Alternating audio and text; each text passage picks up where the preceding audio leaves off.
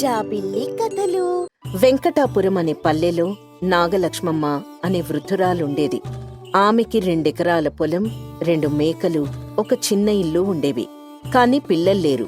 దాంతో ఆమె భవిష్యత్తులో ఆస్తి ఎవరికివ్వాలి అనే ఆలోచనలో ఉండేది. పక్కింట్లో చిన్మయి అనే పేద యువతే ఉండేది. ఆమె తన భర్త శివుడితో కలిసి రోజంతా కూలి పనులు చేస్తూ జీవించేది. చిన్మయికి నాగలక్ష్మమ్మంటే గౌరవం ఎక్కువ.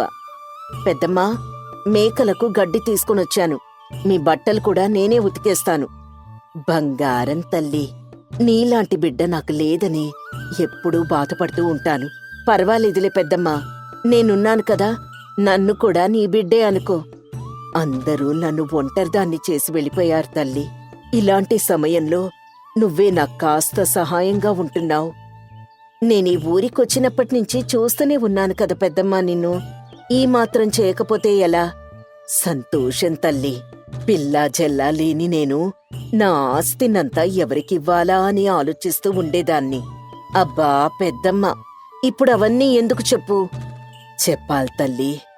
ఎప్పుడుంటానో, ఎప్పుడు పుట్టుక్కుమంటానో తెలియని పానం అని ఆమెకి మాటలు చెప్తూ చిన్మయిని ఆకట్టుకుని మంచిదాన్లా ప్రవర్తిస్తూ ఉంటుంది. కానీ ఊర్లో చాలా మందికి ఆమె అసలు మంచిది కాదనే విషయం తెలుసు. చిన్మయి భర్త కూడా చిన్మయిని వారిస్తూనే ఉంటాడు.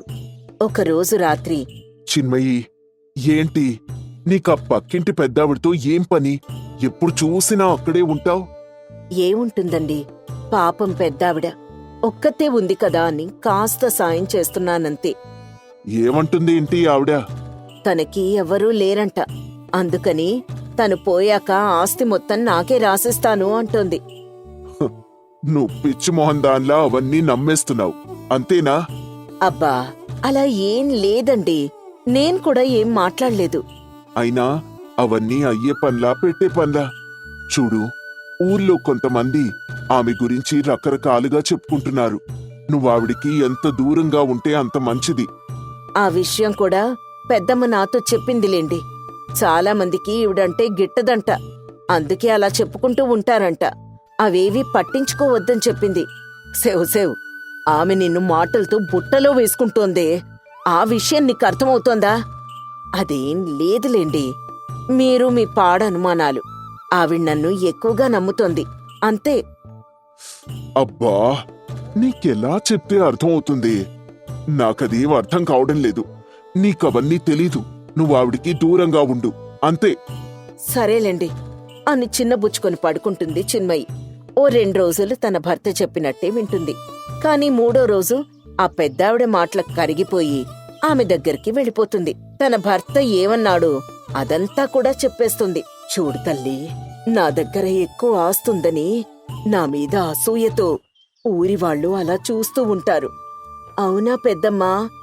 అవును తల్లి, నువ్వు నీ భర్తకి విషయం చెప్పావు కదా, అందుకే ఆస్తంతా నీ పేరు మీదకొచ్చేస్తే అతను ఏమీ లేనివాడవుతాడని నీ మీద అసూయతో నీ భర్త అలా చెప్పాడు తల్లి. అమ్మో, నా భర్త ఇంత చెడ్డవాడా? అందుకే మన మధ్య జరిగే విషయాలు అతనికి ఎప్పుడూ చెప్పొద్దు. సరే పెద్దమ్మా. అలా చిన్మయికి ఆ మాట ఈ మాట చెప్పి ఆస్తి ఇస్తానని చెప్పి తన చెప్పు చేతల్లో ఉంచుకుంటుంది. ఆమె శక్తికి మించిన పనులు చేయిస్తూ ఉంటుంది. చిన్మయికి శివుడికి మధ్య కూడా తరచూ విభేదాలు మొదలవుతూ ఉంటాయి. శివుడికి ఏమీ అర్థం కాదు.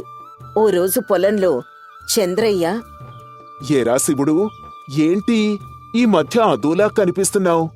అదేం లేదులేరా, నేను బాగానే ఉన్నాను. నిజం చెప్పరా, గత కొన్ని రోజుల నుంచి నీలో చలాకితనం లేదు. చాలా దిగాలుగా కనిపిస్తున్నావు. ఏదైనా సమస్య? చెప్పరా. ఒకరికొకరం సాయం చేసుకోకపోతే ఎలా చెప్పు? ఏమైందో చెప్పు.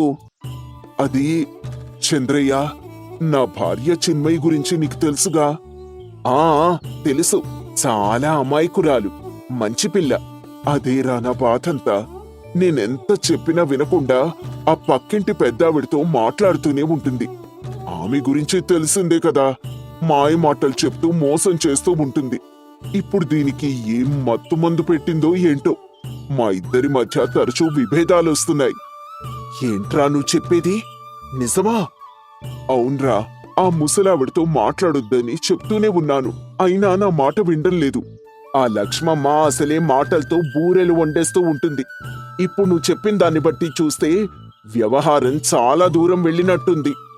అవునరా, నాకేం చేయాలో పాలుపోవడం లేదు. నువ్వేం బాధపడకు, మనం ఏదో ఒక పరిష్కారం ఆలోచిద్దాం. ఈలోపు నీ భార్యని ఆమెకి దూరంగా ఉంచడానికి ప్రయత్నం చెయ్యి. సరే చంద్రయ్య అని శివుడు చంద్రయ్య ఎవరిళ్లకి వాళ్ళు వెళ్ళిపోతారు. శివుడు చిన్మయిని మచ్చిక చేసుకోవడానికి ప్రయత్నం చేస్తాడు. ఆ ముసలమ్మకి వీలైనంత దూరం ఉంచడానికి విశ్వ ప్రయత్నాలు చేస్తాడు. అలా రోజులు గడుస్తాయి. చిన్మయి కూడా శివుడి మాటలు వింటున్నట్టుంటుంది గాని వినదు. చాటుగా ఆమెను కలుస్తూనే ఉంటుంది. అలా ఓ రోజు లక్ష్మమ్మ, ఏంటి పిల్ల, ఈ మధ్య బొత్తిగా ఇంటివైపు రావడమే మానేశావు? నీకు తెలియందా పెద్దమ్మా నా మొగుడు గురించి? ఓహో, నీకాస్తిస్తాను అంటే ఇంకా శివుడు నమ్మడం లేదన్నమాట. అవును పెద్దమ్మా, అస్సలు నువ్వు ఆగే పిల్ల. ఆ బీరువాలో నా పట్టు చీర కింద కాగితాలుంటాయి, పట్టుకురా. సరే పెద్దమ్మా అని ఆ కాగితాలు పట్టుకునొస్తుంది.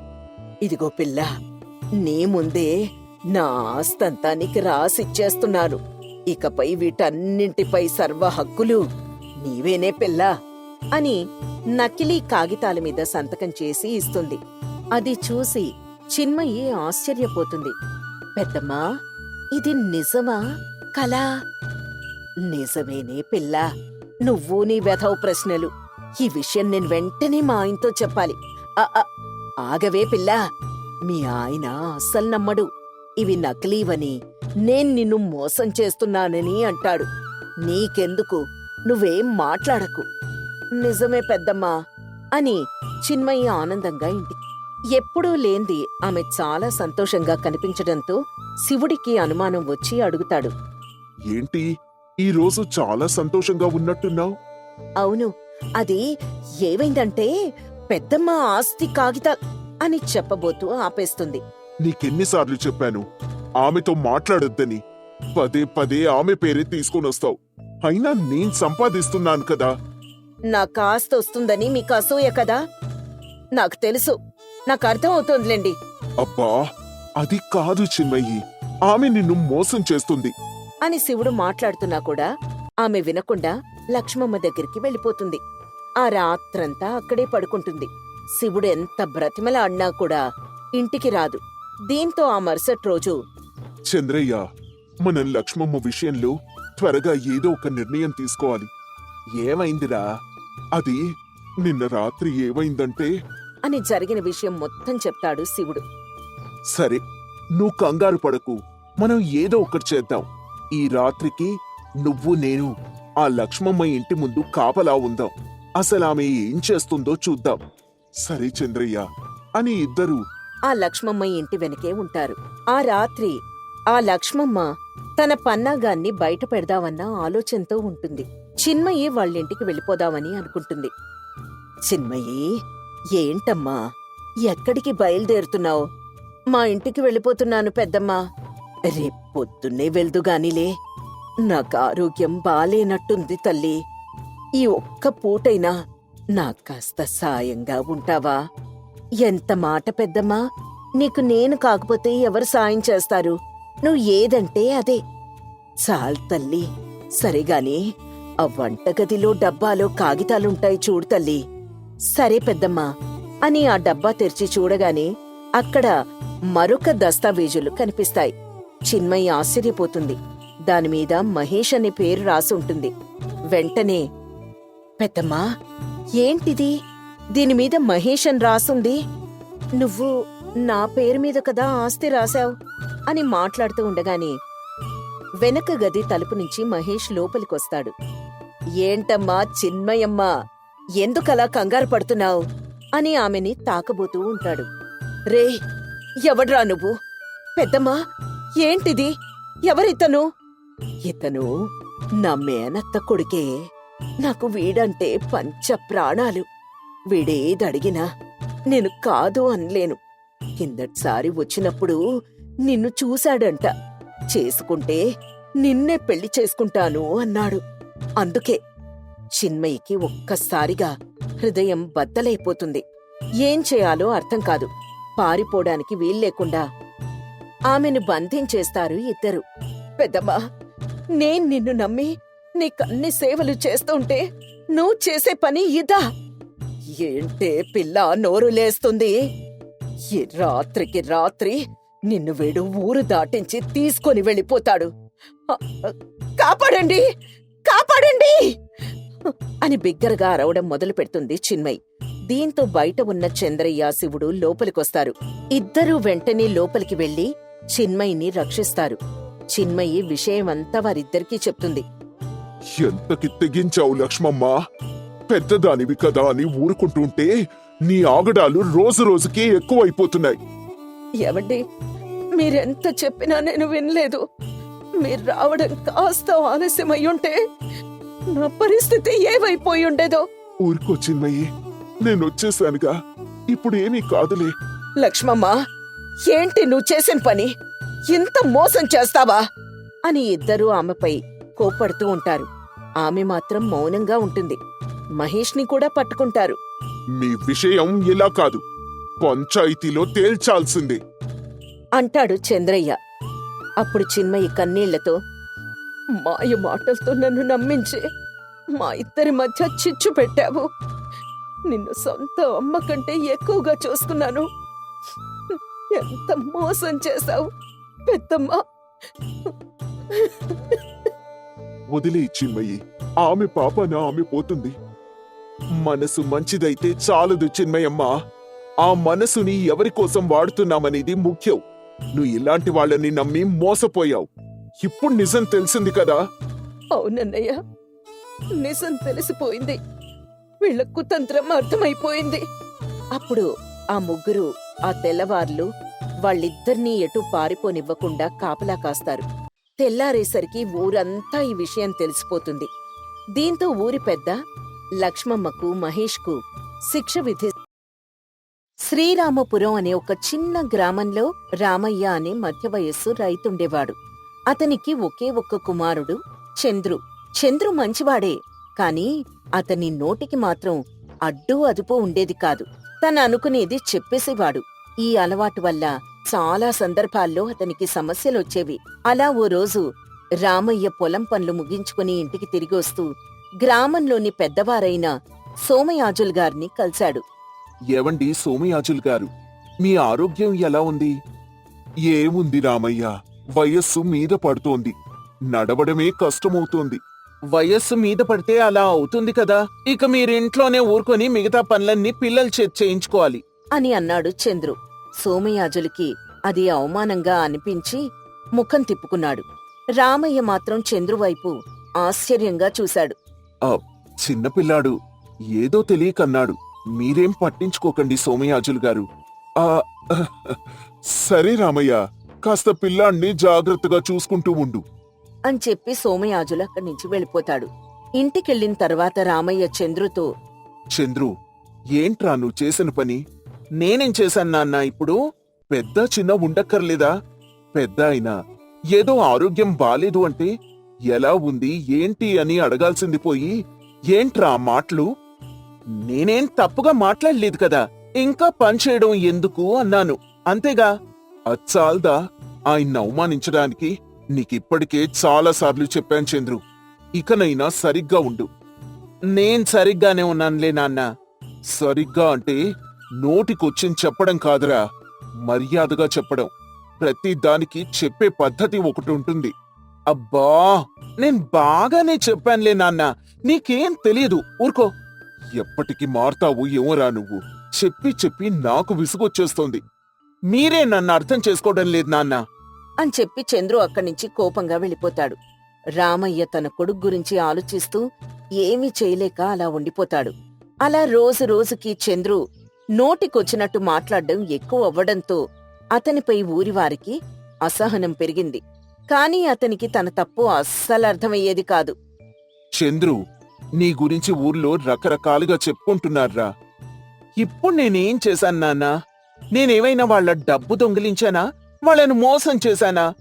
అవేవీ చేయాల్సిన అవసరం లేదురా. ఒక మనిషికి విలువ ఇవ్వాలా లేదా అనేది అతని నోటి మాట మీదే ఆధారపడి ఉంటుంది. నాన్నా, నేను నీకిదివరకే చెప్పాను. నేనందరితో ఉన్నది ఉన్నట్టే మాట్లాడుతున్నాను. లేదు చంద్రు, నేను కూడా నీకు చాలాసార్లు చెప్పానురా, నువ్వు మాట్లాడే పద్ధతి మార్చుకోవాలి అని. మీరెన్నైనా చెప్పండి నాన్నా, నా తీరు ఇంతే, నా మాట ఇంతే అని కోపగించుకోవడంతో రామయ్య నిస్సహాయంగా ఉండిపోతాడు. అలా ఊర్లోకి ఓ రోజు సీతారాం అనే ఓ వ్యాపారి వస్తాడు. అతను ఊర్లోని పెద్దవాళ్లందరితో గౌరవంగా మాట్లాడేవాడు. చిన్నపిల్లలను కూడా ప్రేమగా పలకరిస్తూ ఉండేవాడు. కొద్ది రోజుల్లోనే అతనికి మంచి పేరొచ్చింది. చంద్రు మాత్రం తన అలవాటుని మార్చుకోలేదు. అలా ఓసారి భోజనశాల దగ్గర తన స్నేహితులతో ఉండగా చంద్రు ఇలా అంటాడు. ఏంట్రా, ఊరికి కొత్తగా వచ్చిన వ్యాపారి అందర్నీ బాగా కాకాపడుతున్నాడే. ఎంతైనా వ్యాపారి కదా, ఆ మాత్రం జనాన్ని ఆకట్టుకోవాలే. అదేం లేదురా, అతని స్వభావమే అంత. ఏమో, ఎవరి గుణం ఎలాంటిదో ఎవరు చెప్పొచ్చారు. ఊరంతా అతన్ని గుడ్డిగా నమ్మేస్తున్నారు. ఏమైపోతారో ఏమో. అబ్బా, అదేం లేదులేరా, అతన్ని చూసి అసూయ పడుతున్నావా ఏంటి? చచ, నాకెందుకురా అసూయ? మరి నీకెందుకురా అతని గురించి? సరేలేరా, ఏదో ఊరి జనం బాక్కోసం చెప్పాను. అలా భోజనశాల దగ్గర చంద్రు తన స్నేహితులతో మాట్లాడుతున్నప్పుడే అక్కసుగా చెప్పిన మాటలు అక్కడే కూర్చొని ఉన్న మరికొందరి చెవిలో పడ్డాయి. కొద్ది గంటల్లోనే ఊర్లో చంద్రు గురించి కొత్త చర్చ మొదలైంది. ఆ వ్యాపారి గురించి కూడా చంద్రు నోటికొచ్చినట్టు మాట్లాడేశాడు అని కొందరు పెద్దవాళ్లు ఒక చోట చేరి మాట్లాడుకున్నారు. అదే రోజు రాత్రి సీతారాం తన భోజనశాల దగ్గరే నిలబడి ఉండగా చంద్రు ఇంకొంతమంది యువకులతో అటువైపు వచ్చాడు. చంద్రు, రాబాబు, ఎలా ఉన్నావ్? బాగానే ఉన్నాను. మీరు ఊరికి కొత్తగా వచ్చాక అందర్నీ అలరిస్తున్నారట. ఏంటి, అలరిస్తున్నానా? నాకైతే అందరూ నన్ను గౌరవంగా చూడటమే ఆనందం. దానిలో ఏదైనా సమస్య ఉందా? సమస్యలా? నేనేమీ అనట్లేదు. కాని మీ మీద ఊరంతా చాలా నమ్మకం పెట్టుకుంది. అదెంతవరకు నిజమో? చూడు బాబు, నమ్మకాన్ని సంపాదించుకోవడం తేలిక కాదు. అది మన మాటల వల్ల కాదు, మన పనుల వల్ల వస్తుంది. కాని మీరెందుకో నాకు అస్సలు నచ్చడం లేదండి, అంతే. ఈ మాటలు అక్కడున్న పెద్దవాళ్ల చెవిలో పడ్డాయి. రామయ్య కూడా దీన్ని విన్నాడు. ఇక ఊరివాళ్లు కొందరు పెద్దలతో సమావేశం ఏర్పాటు చేసి చంద్రుని పిలిపించారు. అప్పుడు గ్రామ పెద్ద చంద్రుతో, చంద్రు, ఇప్పుడు చెప్పు, ఈ ఊర్లో అందరూ నిన్ను తప్పుగా చూస్తున్నారంటే దానికి కారణం ఏవై ఉంటుందంటావు? వాళ్లే అన్నీ అనుకుంటున్నారండి. నేనెవ్వరినీ నిందించలేదు. అవునా? మరి నువ్వు చెప్పే మాటల వల్ల సోమయాజులు గారు మనస్తాపం చెందారని విన్నాను. ఇప్పుడు ఈ వ్యాపారి గురించి అనవసరంగా ఆరోపణలు చేస్తున్నావు. నేనేమీ అబద్ధం చెప్పలేదు కదా బాబు. అబద్ధం చెప్పకపోవడం ఒకటి, నిజాన్ని మంచిగా చెప్పడం ఇంకొకటి. నీ మాటల వల్ల ఎంతో మంది బాధపడుతున్నారు. నువ్వు చేసిన తప్పుకి నీకు శిక్ష విధించాల్సిందే. అయ్యా పెద్దలారా, నా కొడుకు మాటల వల్ల మన ఊరి పరువు దిగజారకూడదు. దయచేసి అతనికి మేలైన తీర్పే చెప్పండి. చంద్రు, నీకు తెలిసిందా, మాట అనేది బాణం లాంటిది. అది ఒకసారి విసిరితే తిరిగి తీసుకోలేం. కానీ నేర్చుకోవడానికి అవకాశం మాత్రం ఉంటుంది. అందుకే నేను పెద్దలతో ఒక అభిప్రాయాన్ని పంచుకోవాలని అనుకుంటున్నాను. చెప్పండి సీతారాం గారు.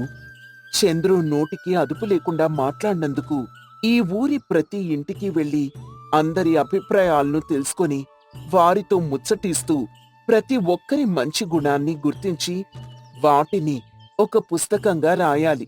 అంతేకాదండి, అతను చెప్పిన విషయాలు అందరితో తిరిగి పంచుకోవాలి. అప్పుడు మాటల విలువ ఏంటో, మర్యాదగా మాట్లాడటం ఎట్లా ఉంటుందో అతనికి తెలుస్తుంది. సరే, ఇది మంచి తీర్పే. చంద్రు, దీనికి నువ్వు ఒప్పుకుంటే నీ మార్గం సరిదిద్దుకోవడానికి అవకాశం ఉంటుంది. అప్పుడు చంద్రు, అసలు నేనెందుకు ఇవన్నీ చెయ్యాలి? నేనేమీ అందర్నీ దూషించలేదు కదా. చంద్రు, పెద్దల్ని ఎదిరించి మాట్లాడకుండా వారు చెప్పింది చెయ్యి. నేనెందుకిలా చేయాలన్నా? చంద్రు, ఇది నిన్ను శిక్షించడానికి కాదు, నువ్వు మాటల విలువ నేర్చుకోవాలని మేమందరం అనుకుంటున్నావు. నేర్చుకోవాలా? నా మాటల్లో ఏం తప్పుంది? బాబు, నువ్వు చెప్పిన మాటల వల్ల ఎంతమందికి బాధ కలిగిందో నీకు తెలుసా? మాట అనేది బాణం లాంటిది. దాన్ని మనం ఎలా వదులుతామో అలాగే సమాధానం వస్తుంది. చూడు చంద్రు, నువ్వు ఊర్లోని ప్రతి వాళ్ళని కలవాలి. వారి మంచి గుణాల్ని గుర్తించి వాటిని ఒక పుస్తకంగా రాయాలి. ఆ పుస్తకం నీకు మాటల శక్తిని అర్థం చేసుకునేందుకు మార్గమవుతుంది. అరే, ఇదసలు అవసరమా? నేనెందుకిలా చేయాలి? చంద్రు, చెప్పింది విను. నువ్వు చేసిన తప్పు సరిదిద్దుకోవడానికి ఇదే మంచి అవకాశం రా. అది కాదు నాన్నా, నేను అందరితో మాట్లాడుతూనే ఉన్నాను కదా, ఎవరిని ఎప్పుడూ తిట్టలేదు కదా. నువ్వు మళ్ళీ మొదటికొస్తున్నావు చంద్రు. నువ్వింకేం మాట్లాడకుండా నేను చెప్పింది విను, అలాగే చెయ్యి. అది కాదు నాన్నా. నీకు నా మీద ఏమాత్రం గౌరవం ఉన్నా సరే నా మాట విను చంద్రు. చంద్రుకి నచ్చకపోయినా ఊరి వాళ్లను కలుస్తూ వారి మంచి గుణాల్ని రాసుకుంటాడు. మొదట్లో అతనికి ఇబ్బందిగా అనిపించినా కొద్ది రోజుల్లోనే ఊరి వాళ్లతో మమేకమైపోతాడు.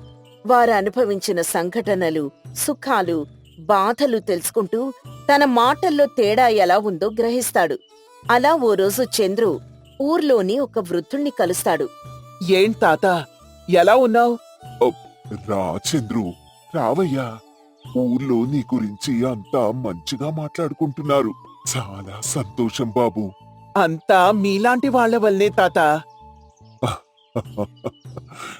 నాలాంటి వాళ్ల వల్ల కాదు బాబు, అంతా నోటి మంచితనం వల్లే అవుతుంది. అది ఇప్పుడిప్పుడే అర్థమవుతోంది తాత. చిన్నతనంలో నేను కూడా ఇలానే ఓ తప్పు చేశానయ్యా. అది నన్ను ఇప్పటికీ వేధిస్తూనే ఉంది. అవునా? మీరు తప్పు చేయడం ఏంటి తాత? ఊర్లో అంతా మీ మాటే కదా వినేది. ఒక తప్పు వల్ల నాకు బాగా బుద్ధి వచ్చింది. అప్పట్నుంచి ఆ తప్పు ఎవ్వర్నీ చెయ్యొద్దని హెచ్చరిస్తూ ఉంటాను. అవునా తాత? అసలేం జరిగింది?